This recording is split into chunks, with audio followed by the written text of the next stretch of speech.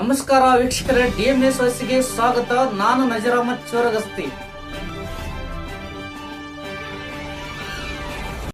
ಸಹಕಾರ ಸಂಘದ ನೂತನ ಕಟ್ಟಡ ಉದ್ಘಾಟಿಸಿ ಸಚಿವ ಶಿವಾನಂದ ಪಾಟೀಲ್ ಹೇಳಿಕೆ.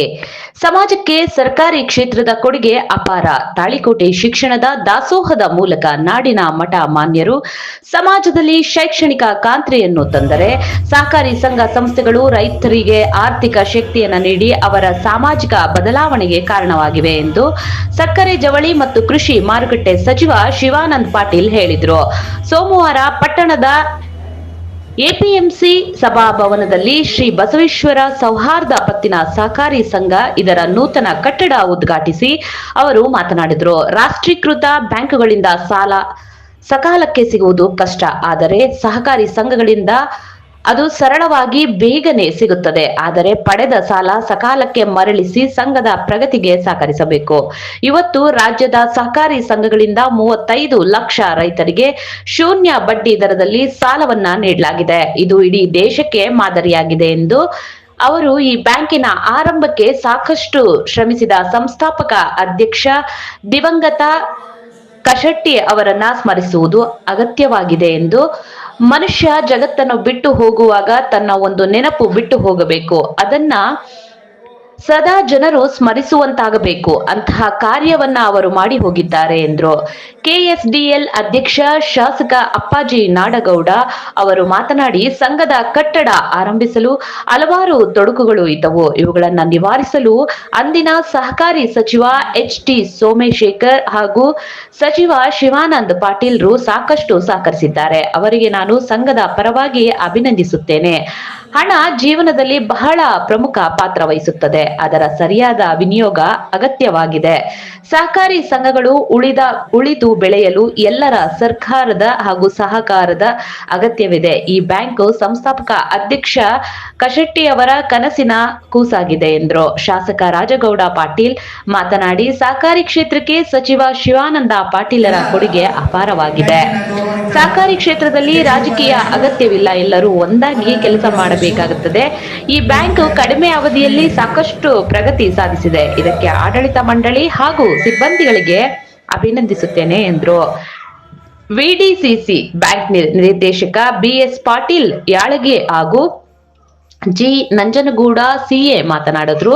ಸಂಘದ ಅಧ್ಯಕ್ಷ ಕಾಶಿನಾಥ್ ಎಸ್ ಮುರಾಳ್ ಅಧ್ಯಕ್ಷತೆ ವಹಿಸಿದ್ರು. ಇಂಗಳೇಶ್ವರದ ಜಗದ್ಗುರು ಶ್ರೀ ಡಾಕ್ಟರ್ ಸಿದ್ದಲಿಂಗ ಮಹಾಸ್ವಾಮೀಜಿ, ಕಾಸ್ಕತೇಶ್ವರ ಮಠದ ಬಾಲ ಶಿವಯೋಗಿ ಶ್ರೀ ಸಿದ್ದಲಿಂಗ ದೇವರು ಸಾನ್ನಿಧ್ಯ ವಹಿಸಿ ಆಶೀರ್ವಚನ ನೀಡಿದರು. ಕಾರ್ಯಕ್ರಮದಲ್ಲಿ ಸಹಾಯಕ ನಿಬಂಧಕ ಚೇತನ್ ಬಾವಿಕಟ್ಟೆ, ಎಪಿಎಂಸಿ ಮಾಜಿ ಅಧ್ಯಕ್ಷರಾದಂತಹ ಗುರು ತರಾಳ್ನಾಳ್, ಮಲ್ನಾಳ್ ಯತ್ನಗಿರಿ, ವಿವಿ ಸಂಘದ ಅಧ್ಯಕ್ಷ ವಿಸಿ ಹಿರೇಮಠ್, ಸಹಕಾರಿ ಬ್ಯಾಂಕ್ ಅಧ್ಯಕ್ಷ ಕೆಸಿ ಸಜ್ಜನ್, ನಿರ್ದೇಶಕ ಎಂಎಸ್ ಸರಶೆಟ್ಟಿ, ಎಪಿಎಂಸಿ ಕಾರ್ಯದರ್ಶಿ ಆರ್ಎಸ್ ರಾಥೋಡ್ ಹಾಗೂ ಸಂಘದ ಆಡಳಿತ ಮಂಡಳಿ ನಿರ್ದೇಶಕರು ಸದಸ್ಯರು ಉಪಸ್ಥಿತರಿದ್ದರು. ಶಿಕ್ಷಕಿ ಶಿವಲೀಲಾ ಮುರಾಳ್ ಪ್ರಾರ್ಥಿಸಿದರು.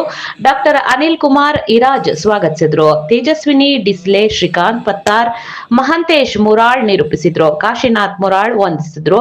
ವರದಿ ನಜೀರ್ ಚೋರಗಸ್ತಿ, ಡಿಎಂಎಸ್ ನ್ಯೂಸ್.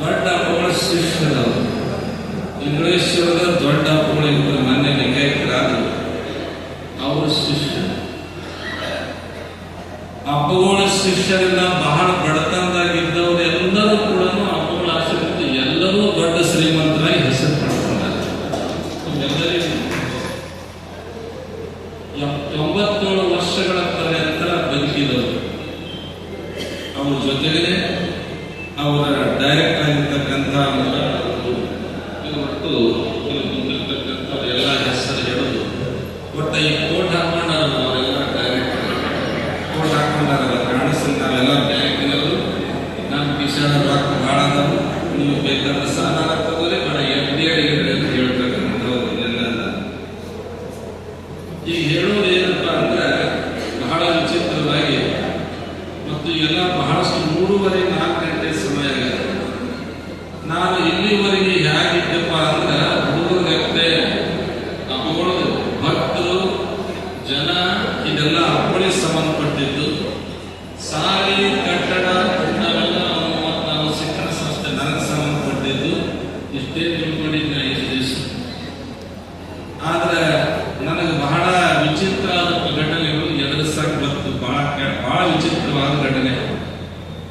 ಎಷ್ಟು ವಿಚಿತ್ರವಾದ ಘಟನೆಗಳು ಅನುಭವಿಸಿದಪ್ಪ ಅಂದ್ರೆ ಅದನ್ನ ಹೇಳಕ್ಕ ಜಗತ್ತಿನಾಗ ಎದ್ದಿಂದಲೂ ಯಾವ ಮಹಾತ್ಮರು ಯಾವ ತತ್ವಜ್ಞಾನಿಗಳು ಇಲ್ಲಿವರೆಗೆ ಜಗತ್ತು ಹುಟ್ಟಿದಾಗ ಸಿಗದೇ ಇರತಕ್ಕಂಥ ಒಂದು ವಿಚಾರಗಳು ಸಿಕ್ಕಂಗಾಯ್ತು.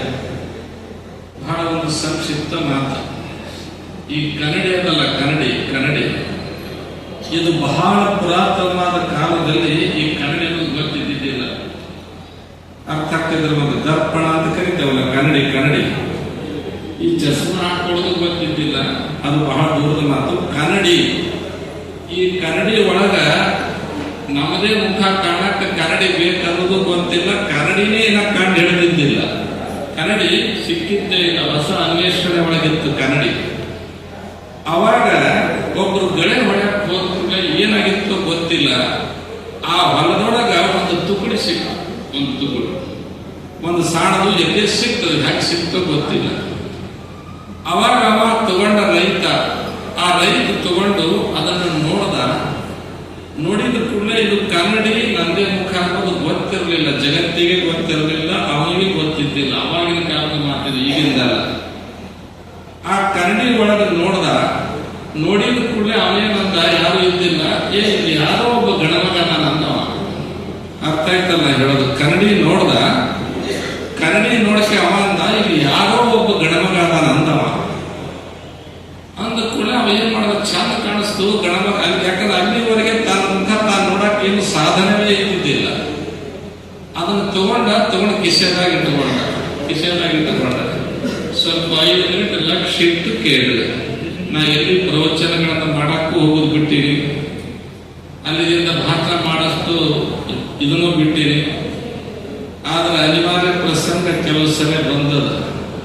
ಯಾಕೆ ಹೇಳಬೇಕಪ್ಪ ಅಂದ್ರೆ, ಅಪ್ಪಗಳು ಅಪೇಕ್ಷೆ ಪಟ್ಟಿದ್ರು, ಸಣ್ಣ ಅಪ್ಪಗಳು ದೊಡ್ಡ ಪ್ರವಚನಕಾರ ಆಗ್ಬೇಕು ಅಂತ ಅಪೇಕ್ಷೆ ಪಟ್ಟಿದ್ರು ನನ್ನ ಸಲುವಾಗಿ.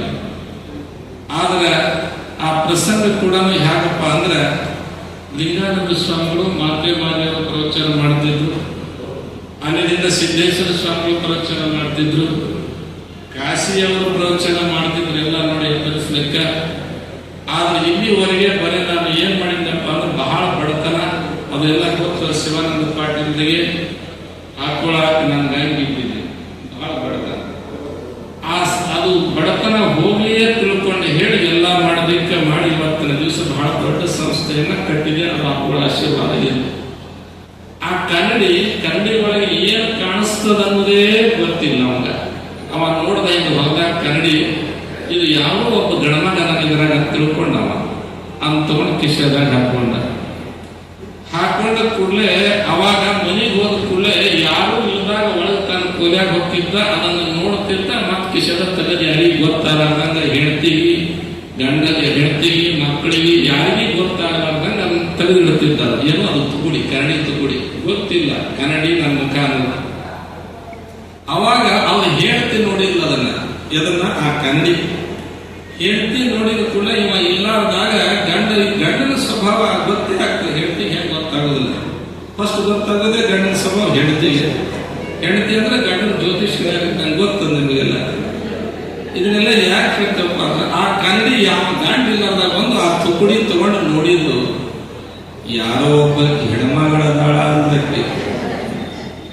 ನನ್ನ ಗಂಡ ಸುಮಾರು ನಾನು ಚಲೋ ತಿಳ್ಕೊಂಡಿದ್ದೆ, ನನಗೆ ಗೊತ್ತಾಗಂಗೆ ಯಾವಕ್ಕಿದ ಒಬ್ಬಕ್ಕೆ ಇಟ್ಕೊಂಡ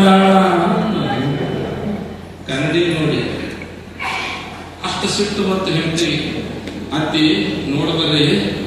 ನೋಡು ನಿನ್ ಮಗ ನಮ್ಮ ಯಜಮಾನ ಎಷ್ಟು ಚಲೋ, ಯಾರು ಕಣ್ಣು ಹಾಕೋರಲ್ಲ, ಅಡಿಕೆ ಒಳ ಹಾಕೋರಲ್ಲ, ಭಾಳ ಚಲೋ ಮನುಷ್ಯ ಅದನ, ನೀವೆಲ್ಲ ಹೇಳ್ತಿದ್ರಿ, ಇಲ್ಲಿ ನೋಡು ಬರ್ರಿ ಅಂದ ಕೂಡಲೇ ಆಕೆ ಅಂದು ಏನ್ ನೋಡೋದೈತಿ, ಆಕೆ ತಗೊಂಡ್ಲ ಏನು ತುಟ್ಟಿ ತಗೊಂಡು ಕನ್ನಡಿ ತಗೊಳ್ಳಿ. ಅದನ್ನ ನೋಡಿದ ಕೂಡಲೇ ಆಕೆ ಅಂದು, ಅಲ್ಲ ಯವ್ವ ಏನ್ ಸುಳ್ಳು ಹೇಳ್ತೀವ ನೀನು, ಇಟ್ಟುಕೊಂಡ ಮುದುಕಿನ ಇಟ್ಟುಕೊಂಡ ಅಂತ ಗೊತ್ತಾಗ್ತದೆ. ಯಾಕಂದ್ರೆ ಆಕಿನ ಮುಖ ಆಕೆ ಅದ್ರಾಗ ಕಾಣ್ತಾನದು ಆಕೆಗೆ ಗೊತ್ತಿಲ್ಲ. ಇದು ಏನಾಯ್ತಪ್ಪ ಅಂದ್ರೆ ಮುಂದೆ ಬಹಳ ಜಗಳ ಬಿತ್ತಿದೆ. ಇದು ಜಗಳ ಬಿದ್ದ ಕೂಡಲೇ ಆ ಊರಾಗ ಪಂಚಾಯತಿ ಚೇರ್ಮನ್ ಮಂಡಳ ಇತ್ತೋ ಏನೋ ಇತ್ತು ಅಂತ ಪಂಚಾಯತಿ ಅವ್ರಿಗೆ ಗೊತ್ತು, ರಾಜಕಾರಣಿಗಳಿಗೆ, ನಾವು ಸನ್ಯಾಸಿಗಳು. ಅವಾಗ ಚೇರ್ಮನ್ ಎಲ್ಲ ಕರೆದ ಏನಪ್ಪ ನ್ಯಾಯ ಹೆಂಡತಿ ಕೇಳಿದ್ರು. ಏನಿಲ್ಲ ಚೇರ್ಮನ್ರೆ, ನಮಗ್ ಗೊತ್ತಾಗದಂಗ ನಮ್ಮ ಪತಿ ದೇವರು ಯಜಮಾನರು ಒಬ್ಬಾಕಿನ ಇಟ್ಟುಕೊಂಡ. ಅವ ಅಕ್ಕಿ ಹೇಳ್ತಾಳ, ಅವ ಸೊಸಿ ಅವ ಯಾರು ಹೇಳ್ತಾಳ, ಅಜ್ಜಿ ಹೇಳ್ತಾಳ, ಇಟ್ಟುಕೊಂಡಾರ ಮುದುಕಿನ ಇಟ್ಟುಕೊಂಡ. ಇದು ಆಯ್ತು. ಇವ್ರಿಬ್ರು ಬಿಟ್ಟು ಕಿಸಿಂದ ಅವಾಗ ಅವ ಹೇಳ್ತಾನ, ಏನದ ತುಕುಡಿ ತಗೊಂಬರಿ ಇಲ್ಲ. ಅವನಿಗೆ ಗೊತ್ತಿಲ್ಲ ಕನ್ನಡದು. ಆ ತುಕುಡಿ ತಗೊಂಡು ನೋಡ್ತಾನ, ಏನ್ ಸುಳ್ಳು ಹೇಳ್ತೀರವ ಅಕ್ಕಿ ಸೊಸಿ ಕೂಡಿ ಇಟ್ಕೊಂಡಾನ, ಯಾರೋ ಒಬ್ಬರು ಮುದುಕನ್ ಇಟ್ಕೊಂಡಾನ, ಏನ್ ಬಡಗಿಡ್ತೀರಿ ಅಲ್ಲ. ಅಂದ್ರೆ ಅವ್ನು ಮೀಸಿ ಗಡ್ಡ ಅವನು ಗೊತ್ತಿಲ್ಲ, ಅವನಿಗೂ ಗೊತ್ತಿಲ್ಲ. ಇದನ್ನ ಯಾಕೆ ಹೇಳಕತ್ತೇವಪ್ಪ ಅಂದ್ರೆ, ಎಷ್ಟು ವಿಚಾರಪೂರಿತವಾಗಿರ್ತಕ್ಕಂಥ ಮಾತು ಅಂದ್ರೆ, ಕಸೆಟ್ಟಿ ಸೌಕರ್ಯ ಇದನ್ನು ಸ್ಥಾಪನೆ ಮಾಡಿದ್ರು. ಕಸೆಟ್ಟಿಯವರು ಬಹಳ ಬಡವರು. ಅವ್ರಿಗೆ ಮದುವೆ ಮಾಡಿದವರು ಅಪ್ಪಗಳು, ಕನ್ಯಾ ವರ ಕೂಡಿಸಿದವರು ಅಪ್ಪಗಳು.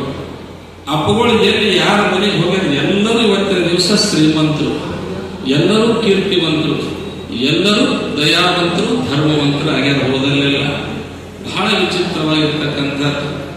ಅವರಷ್ಟೇ ಅಲ್ಲ, ಅಪ್ಪಗಳು ಸುಮಾರು ಒಂದು 10-15 ಮರಿಗಳನ್ನ ಸ್ವಾಮಿಗಳನ್ನ ತಯಾರು ಮಾಡಿದ್ರು. ಈ ತಾಳಿಕೋಟಿಗೆ ಇಂಗಳೇಶ್ವರಕ್ಕೆ ಎಷ್ಟು ಸಂಬಂಧದ ಮುದ್ದೆ ಬಹಳ ಕಂದು ಹೇಳ್ತೇನೆ. 10-15 ಮರಿಗಳನ್ನು ತಯಾರು ಮಾಡಿ 15 ಮಠಗಳಿಗೆ 8 ಮಠಗಳಿಗೆ ಆಯ್ಕೆ ಮಾಡಿದ್ರು. ಚಡಿಚರ ಮಠಕ್ಕೊಂದು ಮರಿ ಹುಡುಕಿ ತಂದಿಟ್ಟು, ಒಟ್ಟೊಡಿ ಮಠಕ್ಕೊಂತಂದ್ರು, ಹರ್ಸೂರ್ ಮಠಕ್ಕೊಂತಂದ್ರು, ಬೀಳಿಗೆ ಮಠಕ್ಕೊಂತಂದ್ರು.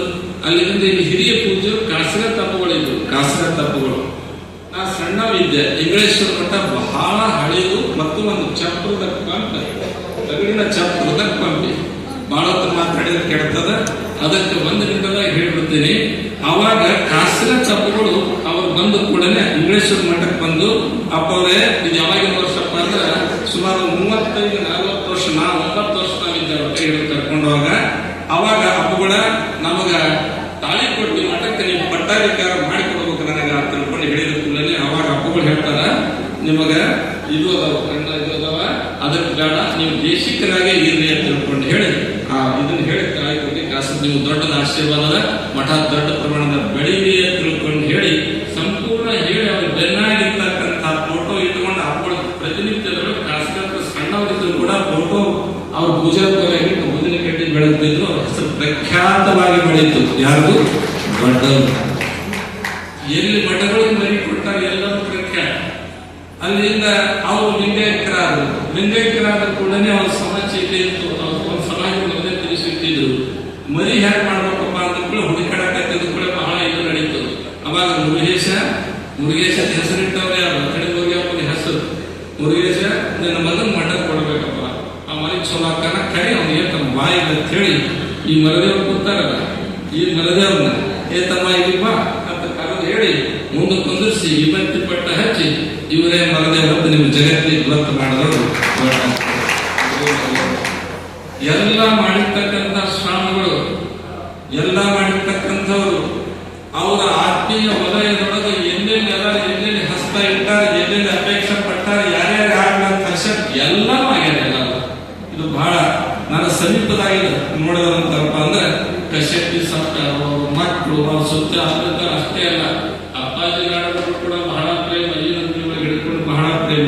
ಶಿವಾನಂದ ಪಾಟೀಲ್ ಕೂಡ ಒಂದು 20 ವರ್ಷ 30 ವರ್ಷ ಶಿವಾನಂದ ಪಾಟೀಲ್ ಕೂಡ ಬಂದಿದ್ದವ್ರೆ. ಇವರು ಗಂಡ ಕೂಡ ಖುಷಿ ಪಡ್ತಿದ್ರು, ಮನೆವರೆಗೂ ಖುಷಿ ಪಡ್ತಿದ್ರು. ಅಂಥವ್ರು ಇಲ್ಲಿರ್ತಕ್ಕಂಥ ಎಲ್ಲ ಡೈರೆಕ್ಟರ್ಗಳು, ತಾಳಿಕೋಟಿ ಜನ ಎಲ್ಲರೂ ಏನೇ ಹೇಳಬೇಕು